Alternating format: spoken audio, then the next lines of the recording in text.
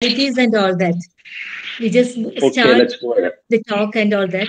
Meera will just uh, commence the meeting, and then the okay, maybe the portal will be yours.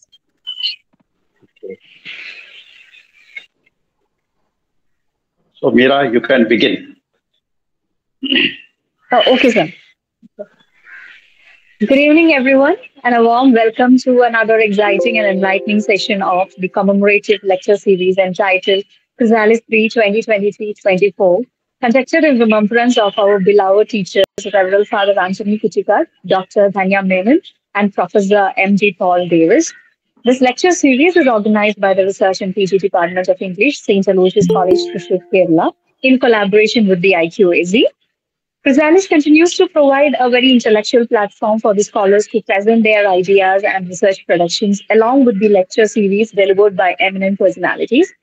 The lecture for the day will be delivered by Ms. Parvathi V, Assistant Professor, Department of English, Sri Vyasa MSS College, Vadakancheri, as well as a part-time research scholar with the Research and Postgraduate Department of English, St. Aloysius College, Thrissur. The title of today's lecture is Reflections of Modernity in the Select Works of C.V. Raman Pillai. The session will be shared by Dr. KP Nandakumar, former HOD, Department of English, Sri Vyasa MSS College, Vadakancheri. He has served as a member of the UG Board of Studies, University of Calicut, and PG Board of Studies, Kannur University. He is a former research guide at the St. Thomas College, Thrissur, and he also serves as a research guide at the Department of Cultural Studies, Kerala Kalamandalam, and also as a co-guide at the Department of English, Bharati Dasan University, Trichy. On behalf of the entire Department of English, I take this opportunity to welcome you to the session, sir. Now over to you, sir. You can make your remarks on today's session.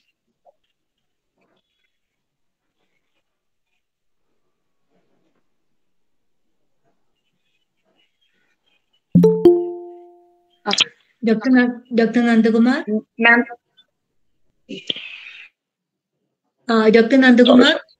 sir. Yeah. Yes. Thank you, Meera. At the outset, I would like to thank my friend Betsy for having invited me for this function.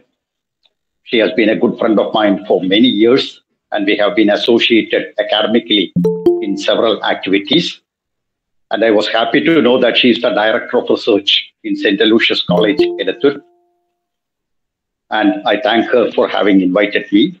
And I also take this opportunity to thank my friend Uma Parvati, when she joined service in Vyasa College way back in 2011, which is not very far back.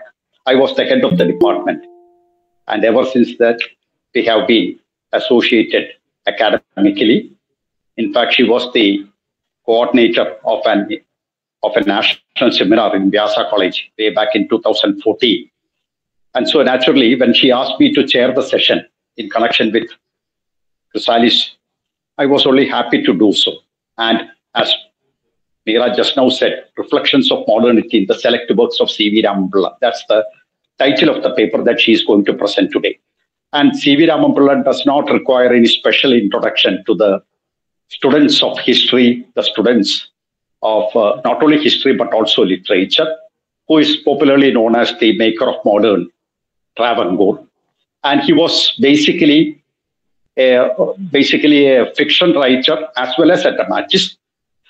And three historical novels of his, Martandavarma, Ramaraja Bahadur, and Dharmaraja, became very famous. But he has written more plays than novels, although some of his plays have not been published. And C.V. Raman Pillai, he was the 7th rank holder of Travancore University, which is known as Kerala University today. And the situation, of course, he was born in the second half of the 19th century. And at that time, Kerala, as Swami Vivekananda, when he visited Kerala in 1890, C.V. Raman Pillai was born in 1854. When Swami Vivekananda came to Kerala in 1890, he was disgusted with the casteism that he saw here in Kerala, so much so that he referred to Kerala as a lunatic asylum. So that was the condition there. And Kerala at that time had a lot of evils.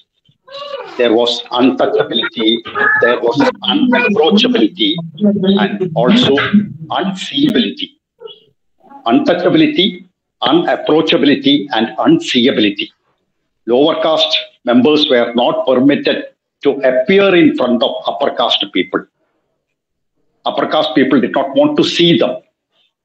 Besides, we had child marriage, and we are also told that although sati is a custom in North India, that system was prevalent here in Kerala society in the second half of the 19th century. And it was in such a situation that C.V. Raman wrote his historical novels. So I'm sure I'm not eating into the time allotted to Uma Parvati for making her presentation. I'm sure she will be having a lot to say about the social condition at that time and the contribution C.V. Raman made for reforming Kerala through his works, because that was the time when, apart from C.V. Raman, we had Sri Narayana Guru, we had Ayyangali, we had Ayya Vaikunta Swami and Chattambi Swami. All those social reformers were living at that time. Through their social activities, they were able to reform society to a great extent, and C.V. Raman was able to do through his works. So with these words, I hand over the entire proceedings to Uma Parvati to make her presentation. After the presentation is over, naturally, there will be an open session where all of us can contribute to the paper that she has presented, make our observations, and seek clarifications. So thank you. Once again, thank you, Betsy ma'am, and Uma, over to you. Thank you, sir. Thank you for giving such a strong platform for making my presentation. You've already said a lot about C.V. Raman Pillai. Thank you so much. So good evening to all. So as Nandan sir had told, the topic that I propose to speak on is how modernity is reflected in the works of C.V. Raman Pillai. So let me share my screen.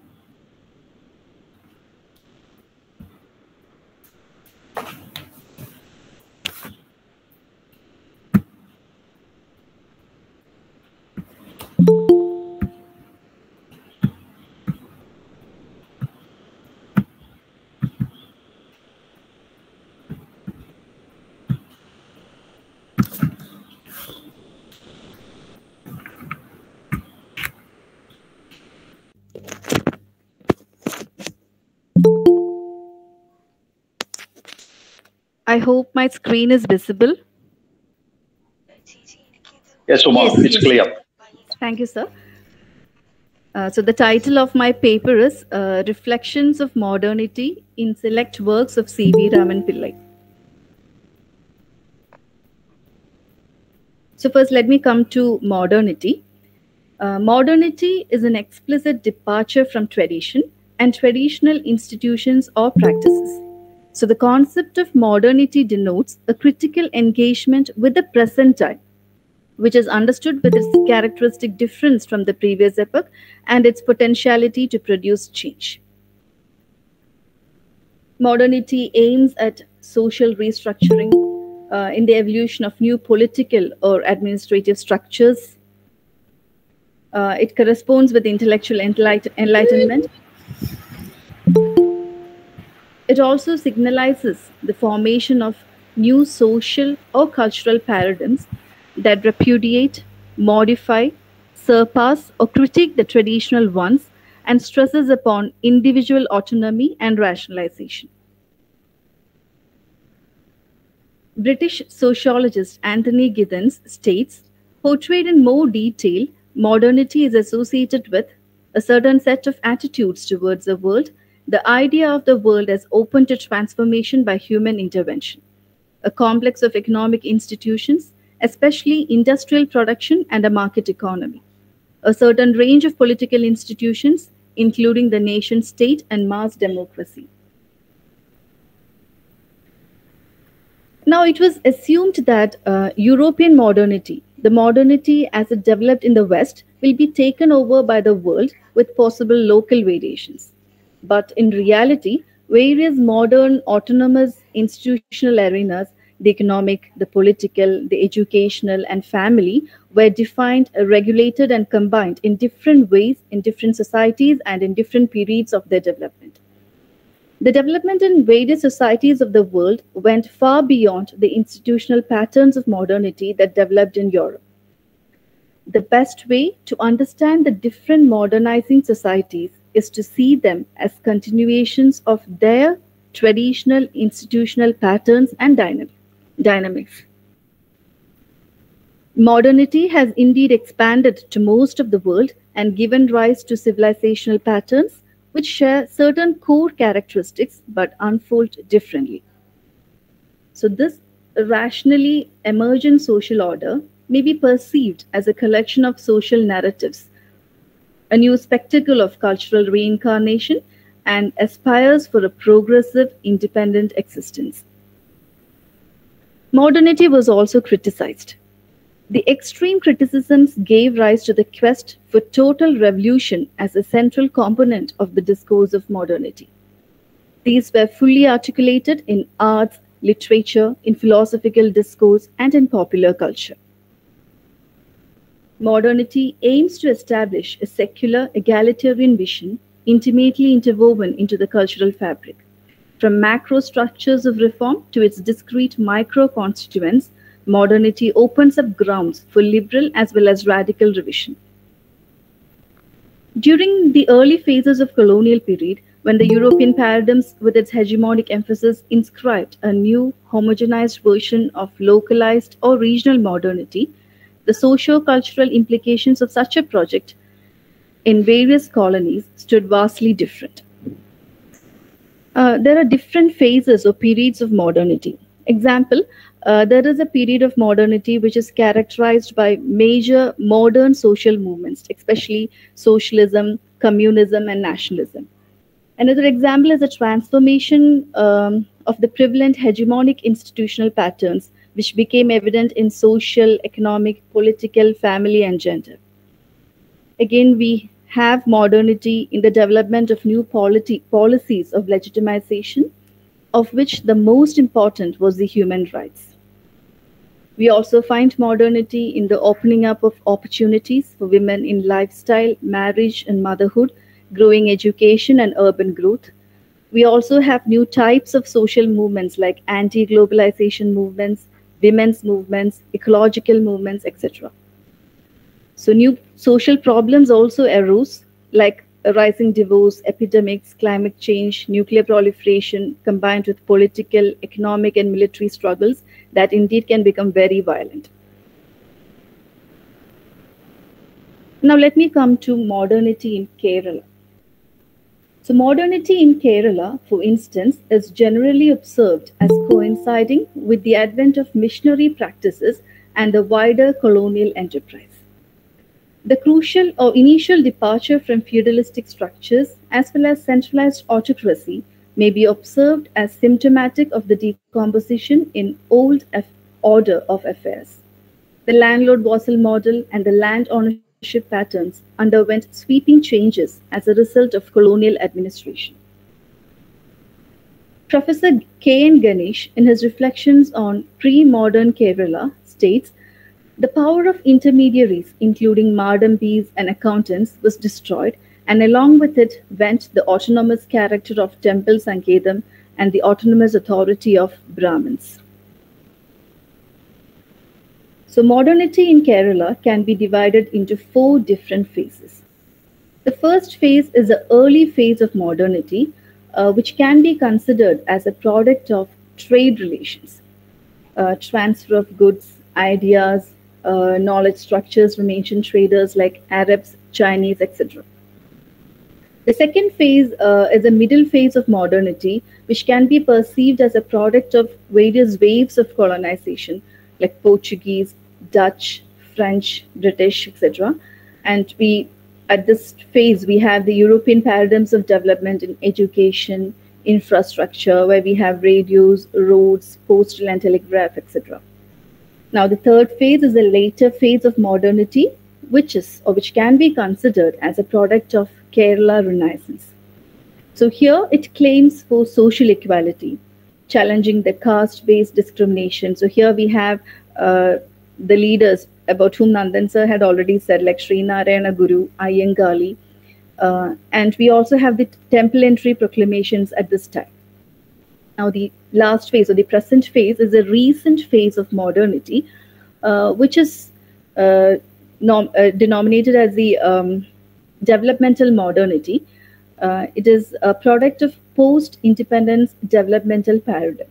It can be called a Kerala model of development. The social experience of Renaissance in Kerala, made possible by the colonialism and nationalism, create a modern, secular, progressive, and non-casteist Kerala. Thus, there was the shaping of Malayali modernity based on three approaches. The first approach considered that the regional modernity is considered as a regional manifestation of a wider national modernity. The second approach is shaped by the invariable negotiations between region and nation, caste and community, and men and women. And the third approach stresses on the variegated negotiations of colonial modernity by subaltern subjects. After the formation of Kerala state in 1956, the discourse of developmental modernity became stronger. The much wanted Kerala development was proposed at this juncture. Kerala was presented as a model which succeeded in erasing poverty in spatial and gender gaps while continuing in low economic growth. Thus, Kerala's peculiar development pattern is linked with unique characteristics of and processes understood as internal to the region. Thus, Kerala modernity, being incessantly or re-territorialized, resists fixed genealogies and identities and provides multiple entryways to it. As an assemblage, it brings together and connects diverse fragments, but also creates ruptures, breaks, and discontinuities.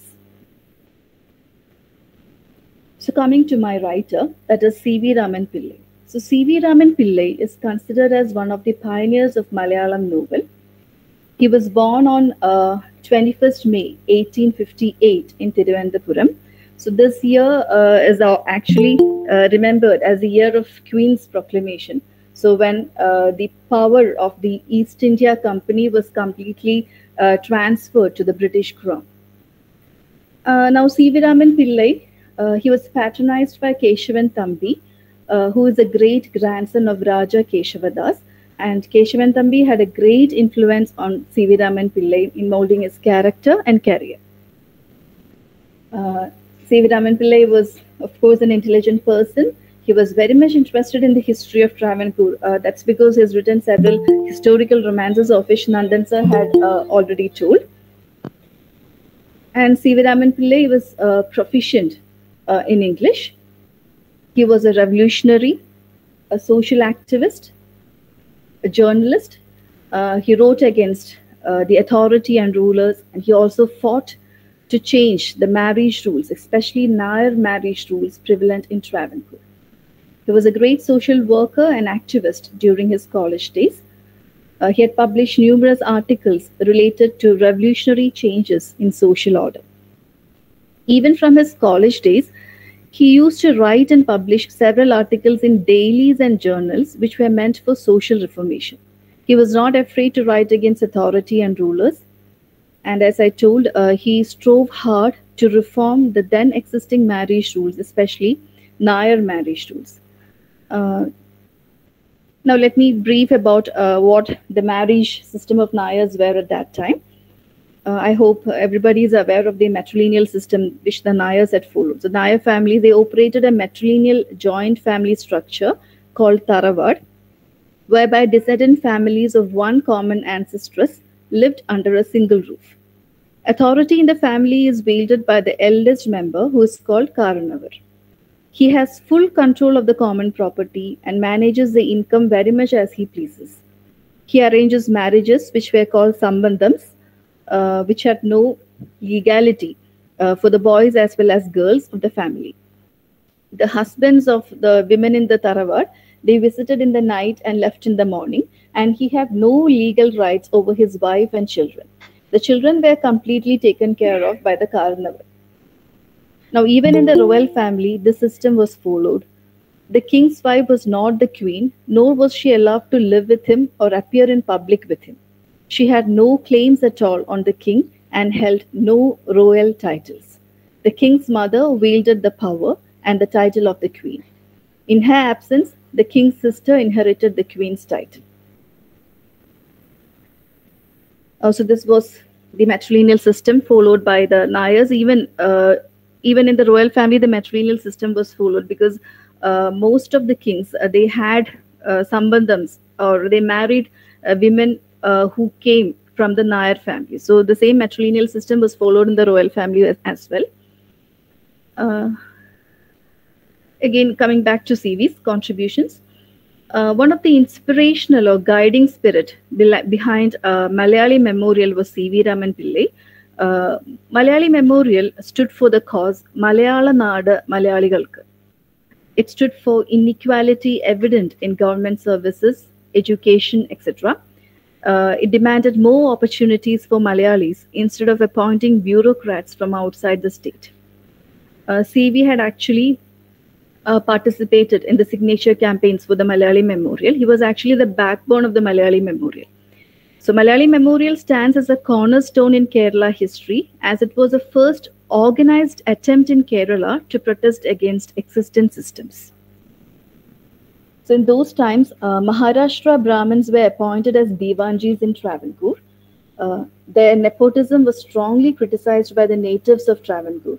It was during the reign of Divan Rama Rao that the protest became severe.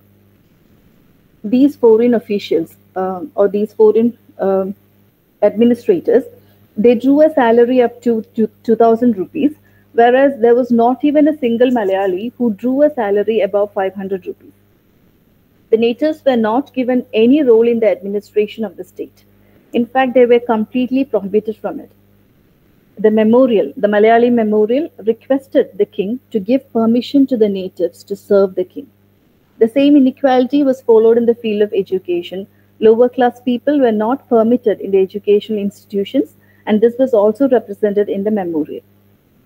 Malayali Memorial can be considered as the beginnings of an institutionalized way of protest. As a result of this memorial, there was a slight change in the situations, but the authorities had an attitude of resentment towards those officials who worked behind it.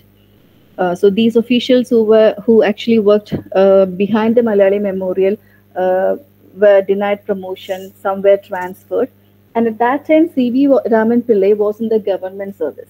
So as a result of his participation or his contributions to the Malayali Memorial, he invited the displeasure of the Maharaja. He never got timely promotions during his service tenure. And CV could not publish articles in Malayalam dailies because of the policies of the administrators. So he had to publish his articles in the Madras Standard.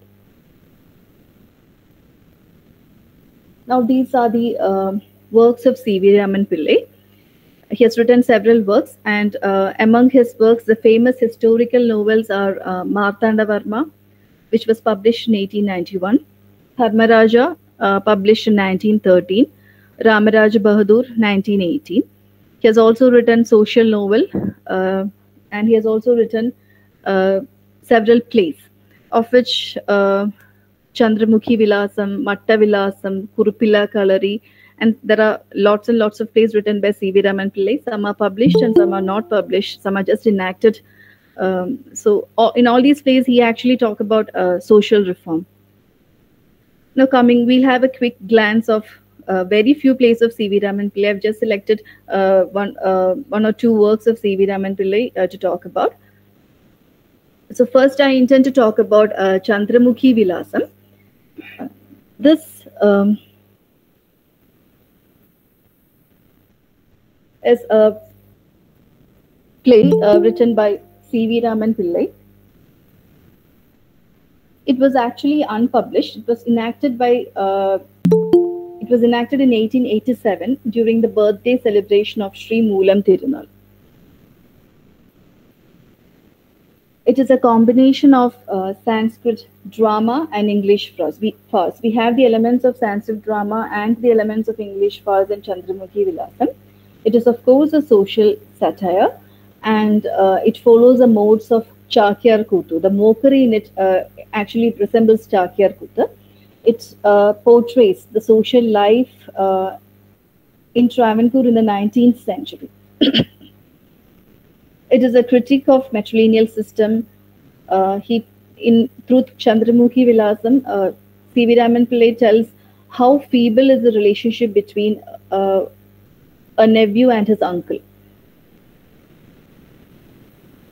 and he almost satirizes all the characters within the matrilineal system. He talks about the ladies in the matrilineal system, the uncles, and several other minor, the servants, all the minor relatives.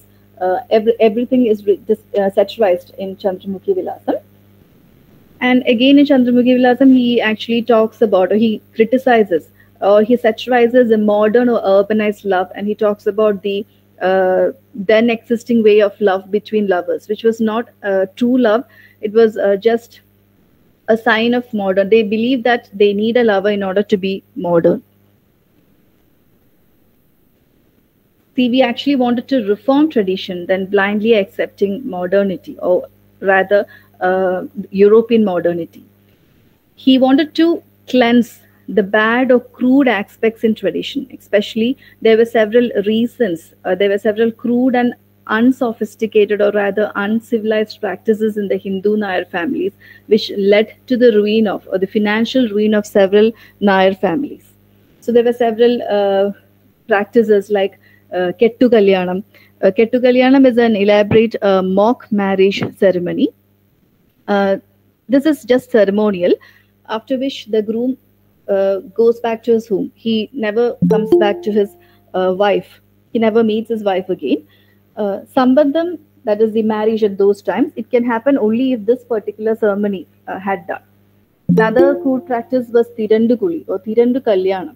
So this was a ritual, a ceremony of 4 to 5 days to celebrate menarche. It is a ceremony to announce a girl has hit puberty. Now another one is Pulikudi. It was practiced by pregnant women in their 9th month of pregnancy. This is meant for the baby in the womb, a ritual to purify the baby before its birth. So there are many more ceremonies or many more rituals, but each of these rituals was celebration of each of these ritual was actually very expensive. Each one lasted for around 5 to 6 days, and lots of money was actually involved in it, and which led to the financial ruin of the Nair families. CV actually believed that imitating European or any other stream of modernity will not transform our society. Modern. In this play, in Chandramukhi Vilasam, he mocks dance masters who try to bring forth false modernity practices. The male teachers or ashans of Tiruvadirakali is satirized. The ashans considered themselves as modern. They are portrayed as an embodiment of foolishness. They came to teach young ladies. They dressed themselves up like women. Their hair tied. They had long nails, shaved eyebrows. They wore transparent dresses, used strong scented perfumes. Actually, they spoiled these girls in their false modernity pretensions. And their mannerism of circling the keychain is also made fun of. And in this particular play, C.V. Raman Pillai had also acted in the play. As I told you, this was not published, it was only enacted, and CV had played the role of the uncle in this particular play. And Chandramukhi Vilasam helped a lot towards the social reforms started by Malayali Sabha. Malayali Sabha is also an organization that worked for social reformation. So CV's concept of a modernized Malayali is not one who accepts westernization, but one with all the best in its tradition, and at the same time, he or she tries to modernize or transform or reform all the crude or uncivilized practices or rituals in the tradition. That is, accepting the good in tradition and reforming the bad. Now his next work that I plan to talk about is Martanda Varma, which was published in 1891. Martandavarma is actually credited, or the King Martandavarma is credited to be the maker of modern Travancore. Martandavarma is a historical romance with a political subtext. It deals with the historical tussle between Ettuvitil Pillamar and the young Prince Martandavarma. It provides the author's idea, that is CV's idea, about what constitutes a good governance. Ultimately, an ideological clash between matrilineal and patrilineal system. Martandavarma tells a story of how the son of the Raja tries to gain inheritance by bringing an end to matrilineal system. Martandavarma deals with the historical fight between the Ettuvitil Pillais and the royal family. The son of the then reigning Maharaja tries to become the next king, bringing an end to the matrilineal system of inheritance. He was helped by Ettuvitil Pillais, the powerful chieftains of the state. Royal family feared that this might bring an end to the matrilineal system. Their fear was heightened because of the confusions and criticism against the matrilineal system, or against the crude marriage system that were then going on in Malabar regarding marriage and inheritance. People of Travancore were also confused as a result, and they also felt that matrilineal is going to come to an end. But Martandavarma, the nephew of the king, captures the throne with the help of certain nobles and continues with the matrilineal system. Now, at this point, I'd like to talk about the Malabar Marriage Act, which happened in 1896. Marumakatayam, I hope Marumakatayam is actually meant that the right of inheritance is from uncle to nephew and not from father to son. So Marumakatayam and the practice of Sambandham were a source of angst among the colonial administrators. Expressions of dissatisfaction with Marumakatayam became prominent in newspapers of the 1870s and 1880s.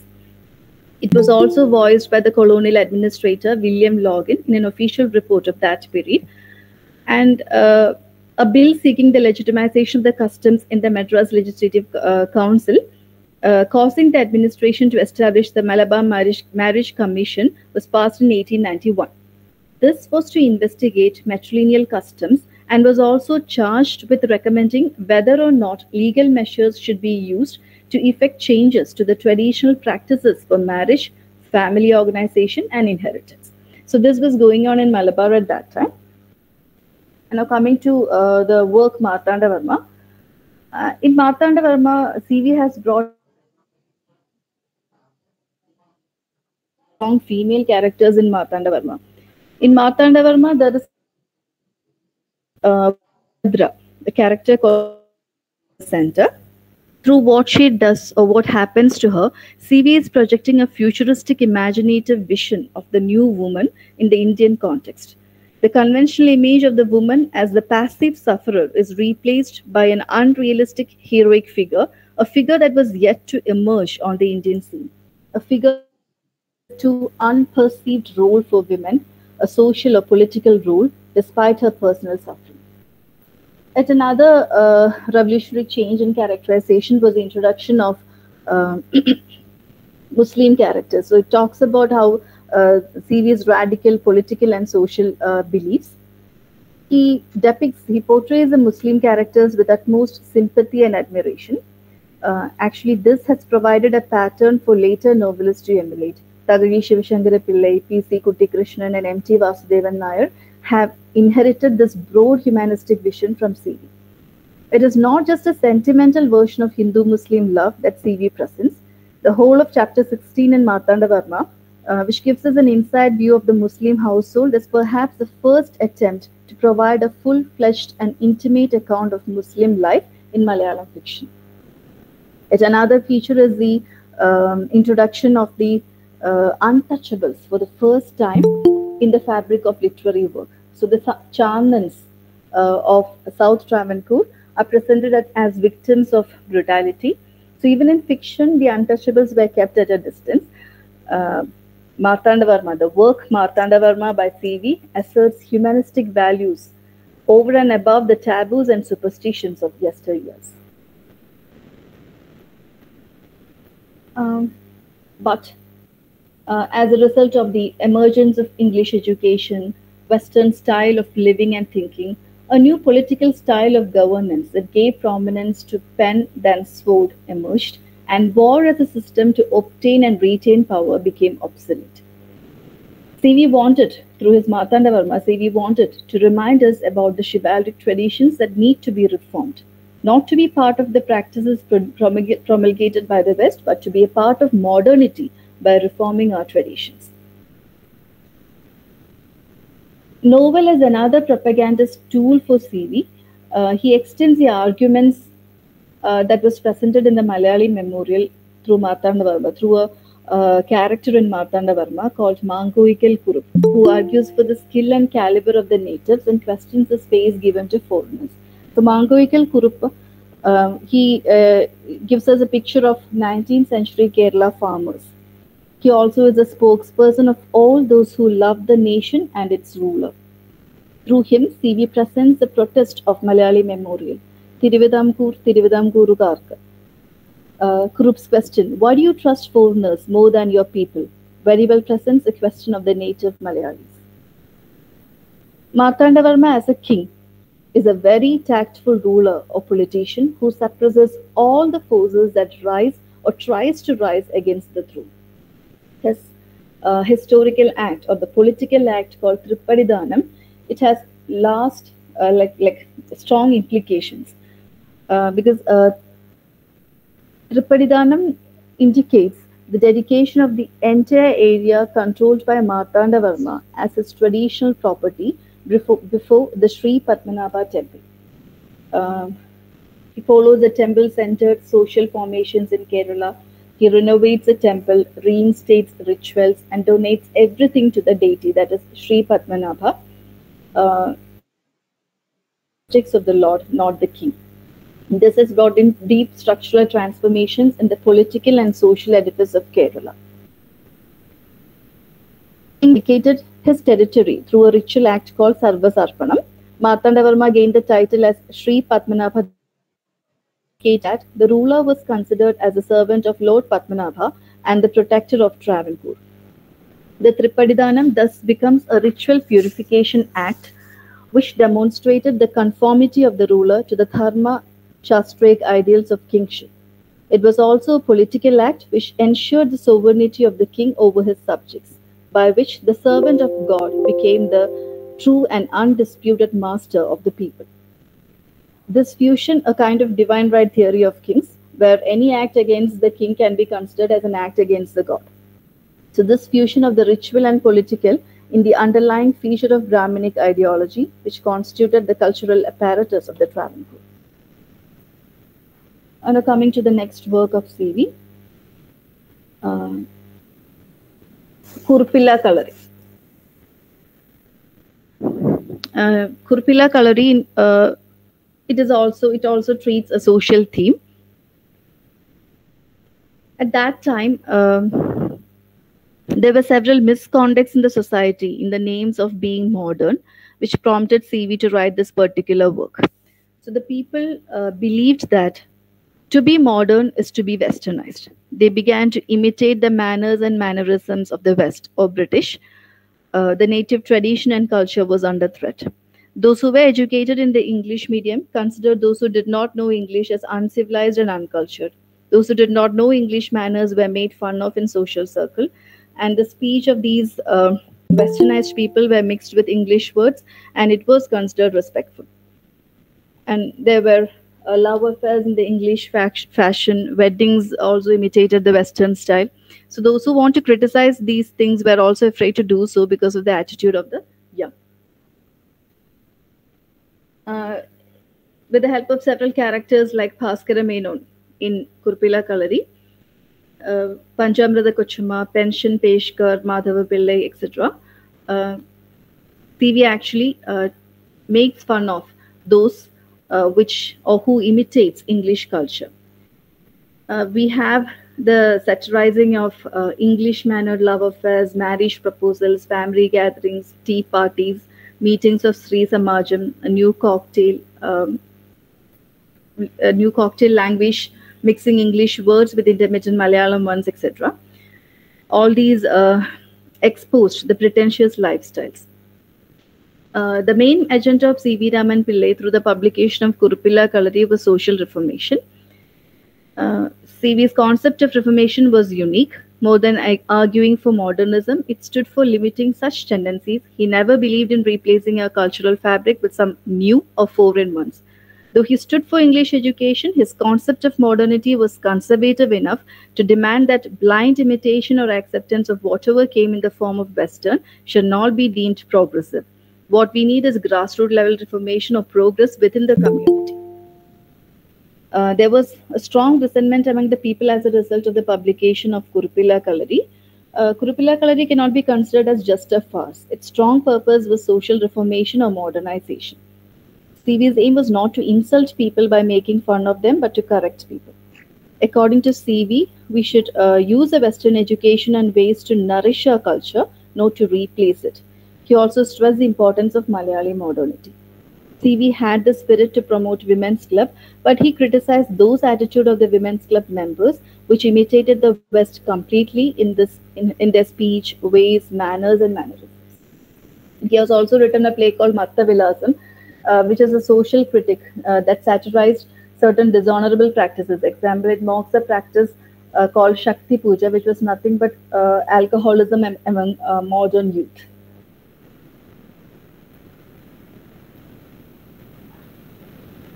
The next work, that is, I'll have just a quick glance of Dharmaraja, and I hope after that I'll wind up the session.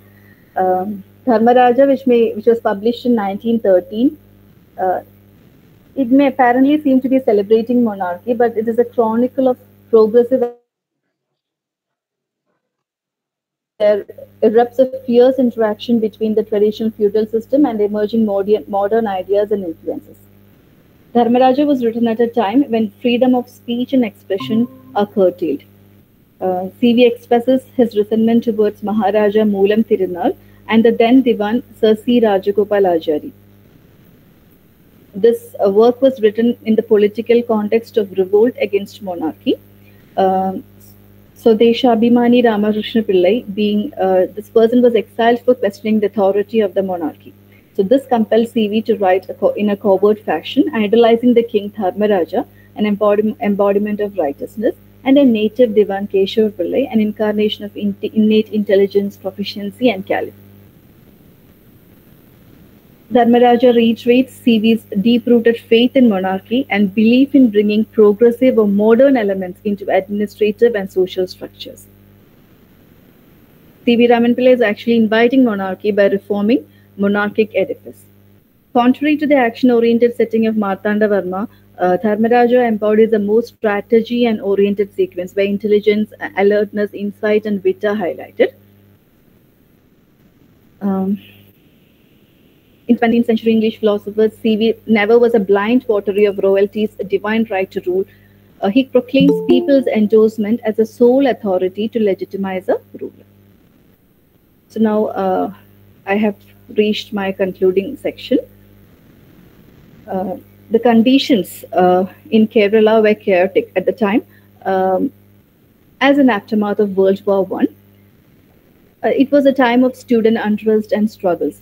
At this time, as well, CV continued with his efforts to question the appointment of divans from outside. He supported students' unrest against the draconian rule of the then Divan Raghavaiah. In matters of religion and spirituality, he demanded complete abstinence from superstitions. He also discarded the constitution of social hierarchies based on caste. He was an ardent supporter of temple entry movement in Travancore.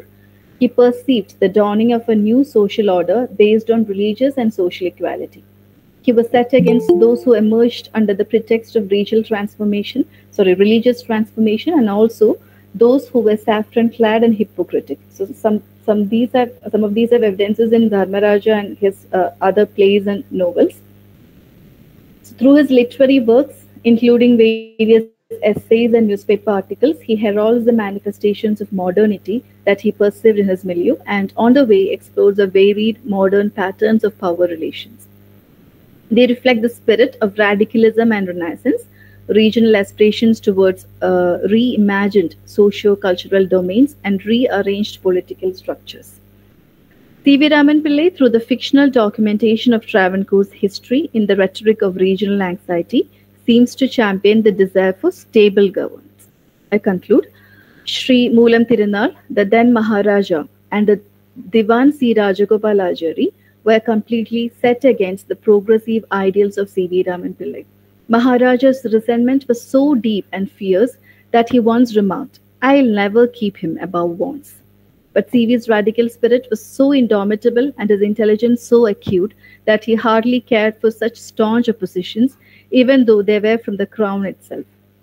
He continued with his progressive vision, worked for the betterment of Malayali community at large.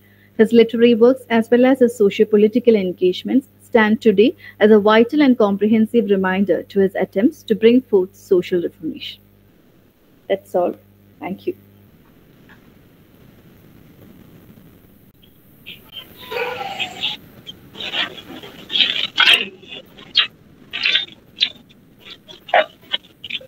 Okay. Very good, Uma. Very good presentation. And on behalf of all those who are attending this webinar, I would like to congratulate her for the systematic manner in which she was able to present her points. It was like, I should say, a pyramid kept upside down. She began on a broad plane and later she brought it down to the contributions of C.V. Raman Pillai and the role or the position he has in society today. As we all know, as when we listened to her, we understood that she began her presentation defining modernity. And she also referred to Anthony Gibbon and the positive results of modernity.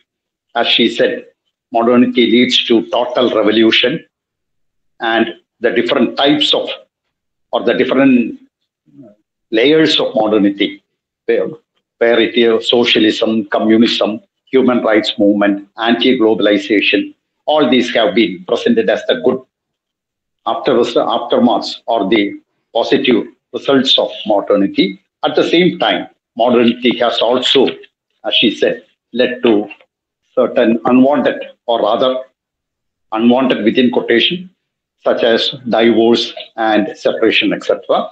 And the full credit for modernity of India naturally goes to the missionaries.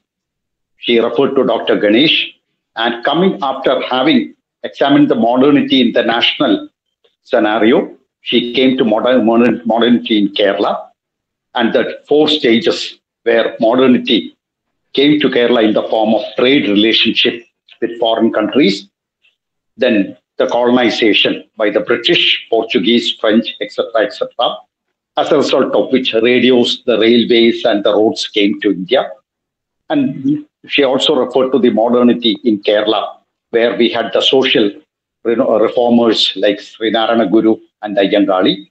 And in the 4th phase, we had the Kerala model, which is acclaimed to be one of the best models even today.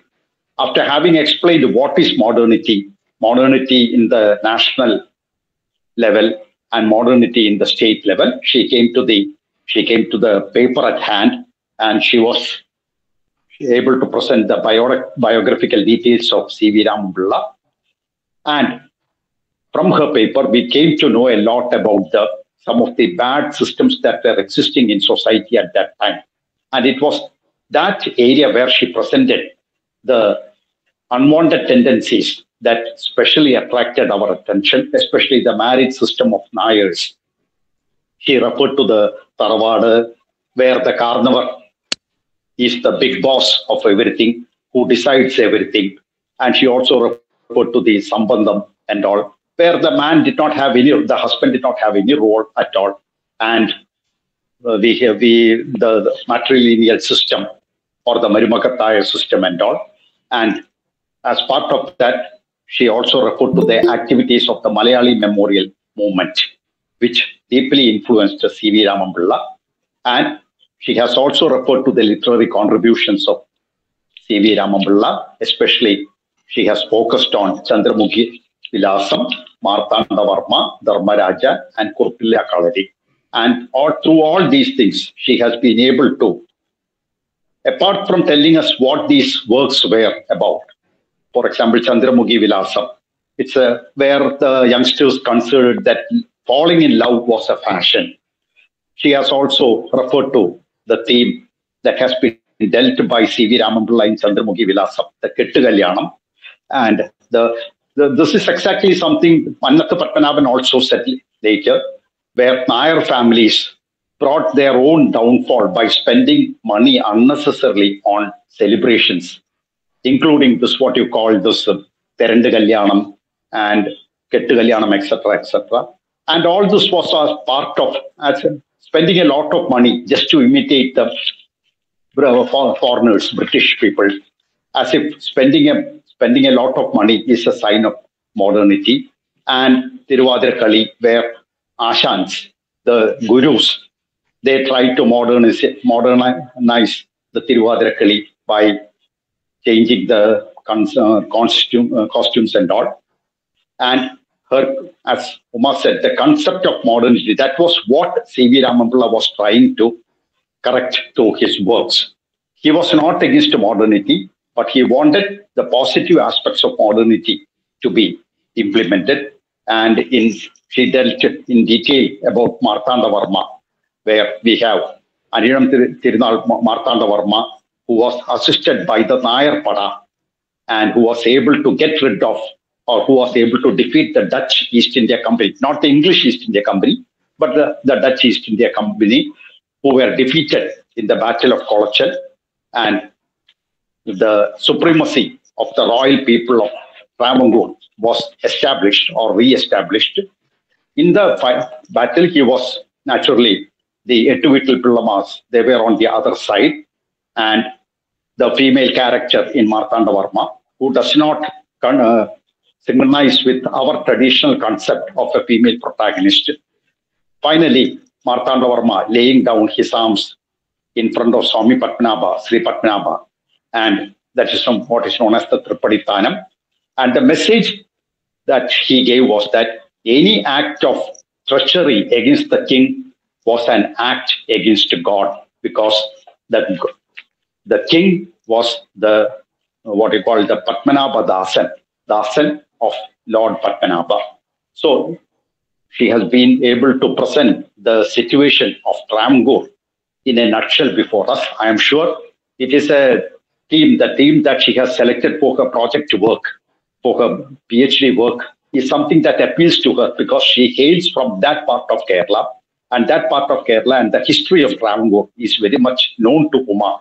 So she is not a foreigner to the customs that are relevant there in Travancore. So with these words, once again, I congratulate her. And now the session is open for your observations, for your clarifications, and everything. Over to Meera. Thank you, sir. That was a very nice presentation by Ms. Uma. Now we have two respondents for our today's session. Now I call upon Ms. Jida Gobinath for her remarks as well as queries. Over to you, ma'am. Jida, ma'am. Am I audible? Yes, Meera. Yes, you are audible. Yes, you are audible. Okay. Uma ma'am, thank you so much for your beautiful, well explained session on modernity and its different aspect where we have to pay attention to. And coming when we talk about C.V. Raman Pilla as a social reformer, all his contributions were capable enough to, I think, what kind of approach we should take against the contemporary social situations. That kind of activities that I think in your presentation you have made. And when I listen to your presentation, I need to I need to get a clarification on the concept of modernist Malayali. Ma'am, you have mentioned about that.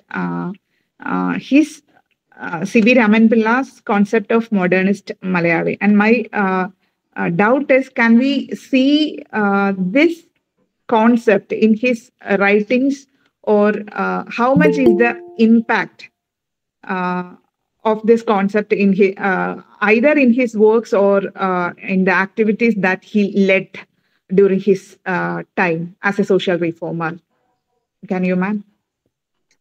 Uh, just a moment.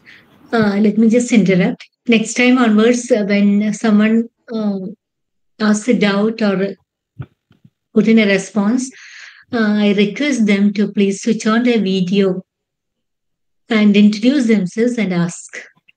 Okay, thank you all. Uh, okay, ma'am. Okay, ma'am. Oh, yes, ma'am. Thank you, Jita. I'm sorry, ma'am. Well, ma'am, It's that okay, was a it's great. okay. It was my fault. I should have told that earlier. I'm sorry. Okay. Actually, the concept of modern Malayali, according to C.V. Raman Pillai, he actually meant that, as I told you, he was actually a person who gave too much value, or who valued our tradition the most. And his concept of a modern Malayali was a person who actually believed, or who had the tradition, Kerala tradition or the Malayali tradition as his pedestal. And then he is the one who tries, he's a person who should be an example for others by transforming or by reforming or the crude practices of the tradition. So he wanted to reform the tradition and follow the tradition. He did not want the Malayalis to go after westernization or the European modernity as such. As far as the works of C.V. Raman Pillai, you asked me whether we have a character in his works, a modern character in his works. So we don't have one particular character who is modern in his work.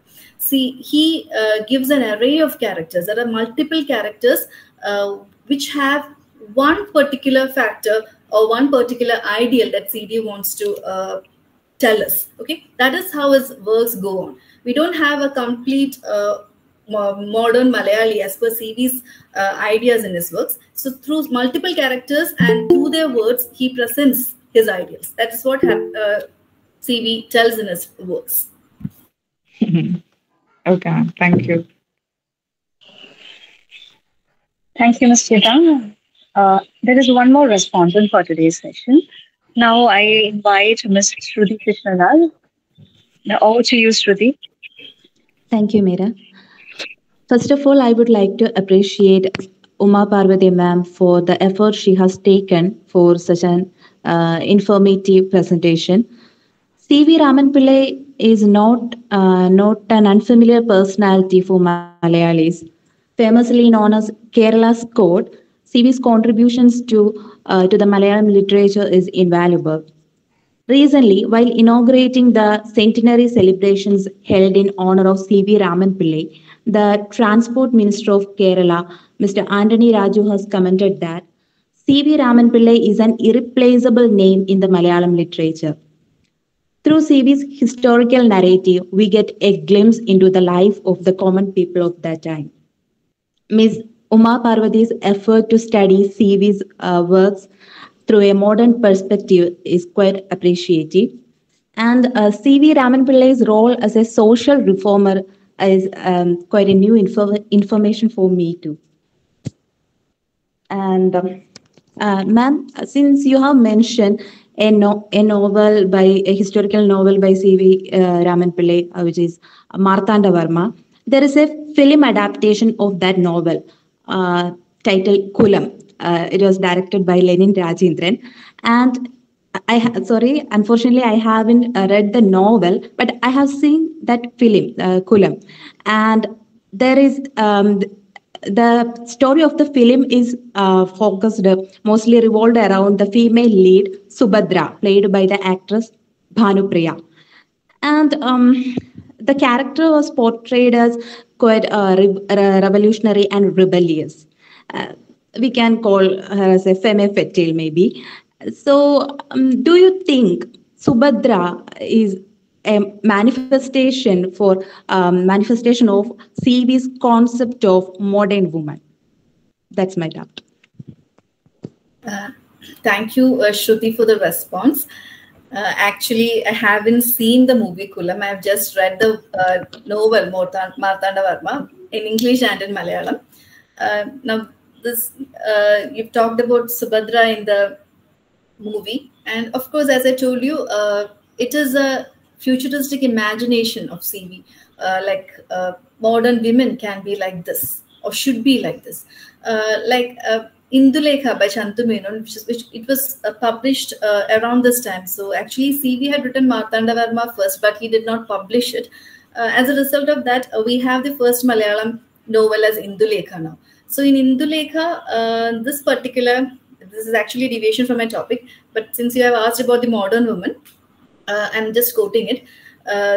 In Indulekha, Indulekha is presented as a modern woman, but that's a lot of difference between what CV's modern woman and Indulekha, because Indulekha is a person who is actually trying to be like, she's someone who, as far as I understand, she's someone who tries to come into the European standards of modernity. We have a particular chapter in Indulekha, in which we have all the central male characters. They talk about how good are the styles or the manners or the ways of English. Such things are said. But that is entirely different from the portrayal of female characters in CV. Subhadra is a person who is completely immersed in the tradition of Kerala. And in that traditional outlook, she fights for the nation and for the ruler. We don't see that Subhadra is fighting for other women. We find her fighting for the nation and the ruler, in order to save the ruler and to save the nation. That's the modern woman according to C.V. Raman Pillai. Okay, ma'am. Thank you. Thank you, Shruti. Now, Uma, that was nice, bringing that comparison between Indulekha and Martanda Varma. That was, I should say, highly illuminating, because you did not deviate from the main point. Focusing on the main point itself, you could bring in supplementary points to present the female character of Martanda Varma. Good, Uma. Thank you, sir. From your mouth, it's really, I'm so happy to hear it. Thank you, sir. Any other questions?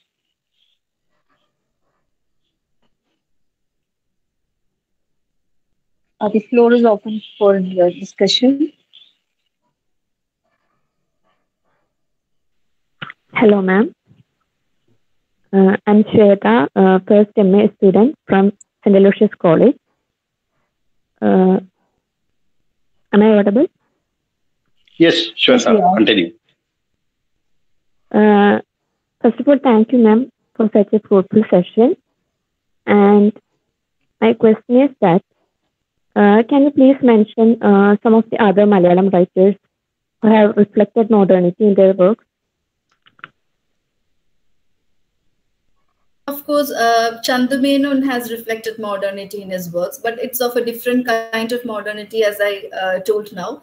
And we have several writers who came after CV, as I told you, M.T. Vasudevan Nair, Tagari. There are almost all the writers who came after CV. We have an element of modernity who talk about the contemporary times, and all the writers who talk about contemporary times. That's what I understand.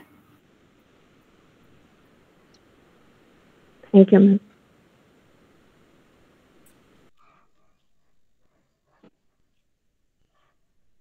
Thank you, Shweta. Any other questions? Okay, Umam, there is a question for you in the chat box. Shall I read it out for you?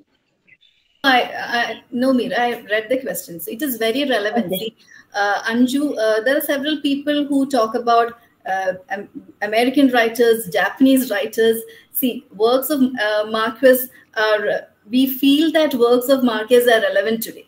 So I would like to say that it is better for us to study a writer from our culture who talk about modernity than always going behind all those writers outside India, outside our territory. That's the relevance of studying CV. Many of us do not know who CV is, or we just believe that he's a person who writes about kings or the monarchy. So we hardly even think about our writers in Malayalam or our great writers who talk about modernity. So even you asked about the relevance, it means that we feel that other writers are relevant, or the writers of other countries are relevant than our writers. That is what made you ask this question, according to me.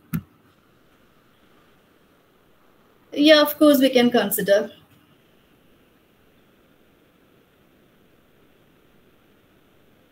There is one more question there.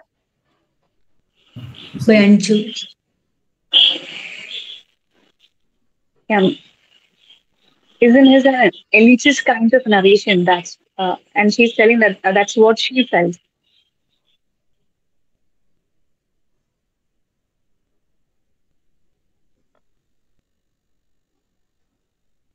Yes, I didn't see the second question. What was it?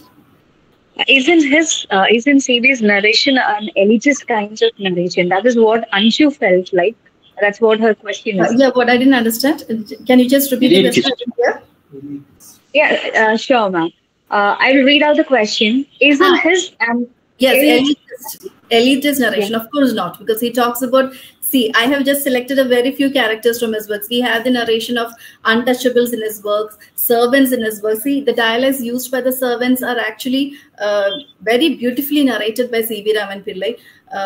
So I did not talk about it much. That's why maybe she felt like that. He presents all types of characters. As I told you, he talked about untouchables for the first time in his works. It's of course not an elitist narration. Okay, thank you. And I think, Uma, in this connection, you just now said that we should try to focus more on our Indian writers and our Malayali writers. In this connection, we should remember the contribution by a Malayali dramatist, V.T. Bhattacharya, who wrote Adukkalayil Ninnu Arangathekku, which was what you shot. We can say that is a very strong critique of the society that was prevalent at that time, that was existing at that time, where women were relegated to the kitchen. And it was V.T. Bhattacharya, and along with that, many other writers like M.R. Bhattacharya, who enabled women to come to the forefront, coming from the kitchen to the forefront. That's how they were able to come. So we have a host of writers, apart from the writers that you referred to, like Tagadi and M.T. Vasudevan Nair and all. We do have many writers, and we did not go. I'm not saying that we should not go after the Western writers, but this is exactly what C.V. Raman Pillai was also trying to portray, that we have our own indigenous quota of writers who have been able to project strong women characters and in the process reform society. And of the 4 works that you have selected, I think Kurupilla Kalari is the best critique of the society or society. Of course, Martanda Varma and Ramaraja Bahadur, they are all dealing with the historical facts. But Kurupilla Kalari, actually, he makes fun of the concept of modernity that was prevalent in the minds of the people at that time. Uma, in this context, I too would like to ask something. Like, is it because there are a lack of proper translations or good translations that could communicate what C.V. Raman was trying to say? Is that why he is not as well known as he deserves to be? What do you think about there that? are translations, as you said, it's true. Maybe they are not up to the mark as we have translations of these foreign novels. Translators are there. We have English translations of Martanda Varma, Dharmaraja and Ramaraja Bahadur, and stops there. Most of his plays are not translated. And but the point to be remembered is that whatever CV Raman Pillai has written in dailies, they are in English. He was very proficient in English, and he used to write in Madras Standard at that time. And his vocabulary is very much actually. There were a group of academicians who talked about his way of writing in English, and almost all his articles are in English, but which is not so available here. And people know CV only as a person who writes Malayalam novels, and among his works they remember only Martanda the most, or rather or Dharmaraja. His plays are not at all mentioned. Maybe that's true. We don't have translations, maybe because of that.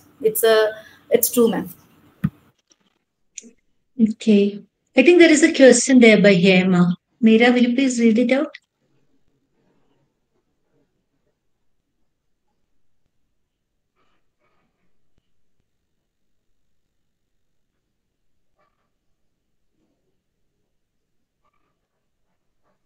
Or was it read out earlier? No, Meera, please unmute. Unmute yourself. Sorry, sir. That's okay. No. I think Hema's question was already answered. Can we consider series novels as historiographic metafiction? Okay. Sorry, Uma, unmute. Now, Uma has to unmute. Sorry.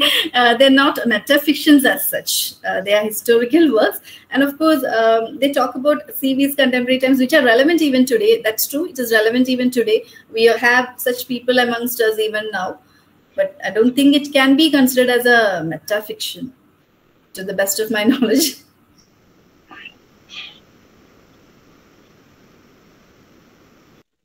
Uma, some people are here asking for the PPT. You can decide, and you can maybe you can think about it and give an answer now, or maybe later in the group too. Actually, it's a working PPT, ma'am. It's my PhD topic. I'll just think over, and then I think I'll reply in the group after making it proper. No. Let's see, ma'am. I don't think, of course, the desire to have that PPT is genuine, but Uma may be having problems later if she shares her PPT, and if it is exhibited somewhere else, that might lead to some. We know the controversies that are going on now. So better, I think, keep it in pending. You can share it at a later stage when the PhD thesis is at its last stage. I know, I understand. That's why I asked it openly, because people are asking for it, and I saw an answer has to be given. Thank you, sir. Thank you for putting a word for Uma too. Any further queries, questions, remarks? And I should like to thank Uma for her impressive presentation. And I would really, I am overwhelmed by Dr. Nandakumar's presence. Okay, such a good friend he is all the time, and so cordial and so unassuming and so knowledgeable. Thank you. Thank you very much, sir. And thank you for all the participants too, once more from my part. And I would also like to convey this. That is, this is a platform where we need to discuss a lot. We need to make intellectual discussions a habit. And we also give a lot of opportunity for young scholars to present their work, to discuss. So if anyone here really has done impressive work and wants to presents to, well, at present we are trying to make it into a national audience, and later maybe we are aspiring for a global audience too. So if anyone wants to present, please let me know. Please email me or text me through WhatsApp, and we will consider, we are making a panel of presenters for Chrysalis. So please join in, and also whenever, even if you are not presenting, please ask doubts. Okay, like this, ask questions, involved in the discussion, so that we can think about all these things which are not very familiar with us many a time. Sometimes we might not even be familiar with things which are so near to us, like, okay, CV Raman Pillai. So we learned a lot more about a person whom we ought to have known earlier. So that is why we need such discussions. So, and thank you, Meera, for that wonderful comparing. And there are so many people who worked so hard behind this to make this into a reality. The organizers, we have the whole executive committee. I'm not naming them all because I'm afraid that I might miss one or two. But Sruthi is there, Atulya, okay, then Nima, uh, okay, every one of them, everyone in the organizing committee. All the best. Congratulations. And continue making this a wonderful event. And thank you for all those who are here. Once more, thanks a lot, Dr. Nandakumar. Thank you. Okay. Bye. I hope there are no further questions and queries. So before winding up, I would like to I would like to say that Umamas has got a lot of regards and best wishes for your research from the those people who have participated in today's session. You can see that in the chat box. Many of them are commenting for you the best wishes for your research. So thank you so much for to everyone those who have joined us for today's session, especially for the chair of today's session, Dr. Nandakumar sir. Thank you so much, sir, for spending your valuable time and giving enlightening us Thank with you. more information on the topic. Thank you, ma'am, for such a wonderful presentation. Uh, Thank you, Betsy, ma'am, for always being the backbone for organizing this research platform for everyone to join. And thank you, everyone, and have a very nice day and good night. See you on the next session. Okay. Bye.